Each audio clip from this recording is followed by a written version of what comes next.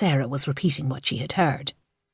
Then the staff in the townhouses can train up new servants without fear of offending the family. The orphans were early to bed and early to rise. The ringing of chapel bells woke them at 5 in the morning. They washed in cold water, made beds, washed and polished the floors of the dormitory building, and restored pristine order before leaving for their assigned work. They ate a bowl of porridge at 8:30. Then, from 9, those still young enough attended school. A midday bowl of soup was followed by more work in the orphanage. They never left the orphanage grounds. "Do not breathe on the glass, Bridget O'Brien." A bony knuckle to the back of her head snapped Bridget's attention back to the work at hand. She'd been watching Peggy and Hannah, 2 girls she grew up with, leave this place. "Yes, Mother Consolata." Bridget wanted to ask the nun how she was supposed to clean the tall windows of the nun's home without breathing. She knew better than to open her mouth, though. She'd be on her knees praying for the rest of her life if she did that. Why was she always the one to be sent to work in the nun's home attached to the orphanage? You had no chance of escaping the eagle eye of the nuns there. She scrubbed at the fog left on the glass from the deep sigh that almost rattled her skinny ribcage. It did no good to look out on the green lawn that ran from under this window to the tall iron fence that surrounded the convent and orphanage. She sometimes thought of running screaming into the streets of Dublin. It would do her no good. Where would she go? "Idle hands are the devil's workshop, Bridget O'Brien."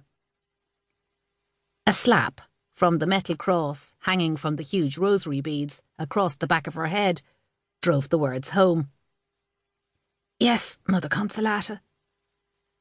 She'd only leaned back for a moment to relax the pinching in her back. Scrubbing the black and white tiles of the entryway to the nun's house was a long, back-breaking chore, especially when she'd been ordered to do it alone. She bit her tongue when the dark robes appeared in front of her. "Do not turn those cat's eyes on me, Bridget O'Brien." The nun, who seemed to take a personal delight in tormenting Bridget, strolled onto the freshly washed floor. Bridget knew she was never going to get to heaven. She had bad thoughts she couldn't repress.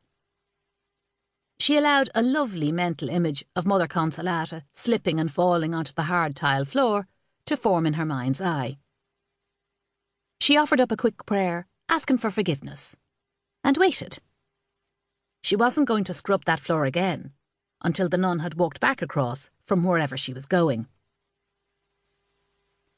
"Reverend Mother is expecting visitors." Mother Consolata's voice echoed around the vestibule.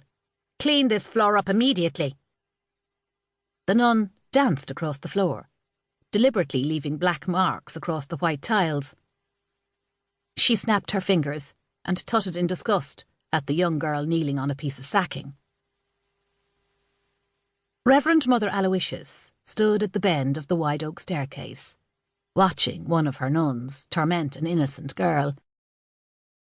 It wasn't the first time she'd observed a scene like this with this particular pair.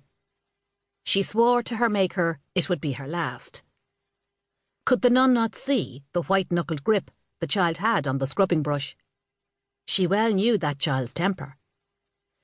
The shaking of the young back clearly revealed to her old eyes the effort it was taken for the child not to throw that brush. The nun might deserve the punishment, but it would be the child who suffered.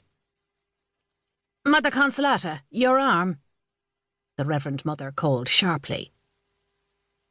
The effect of that shout on the tall looming figure almost made Bridget laugh aloud.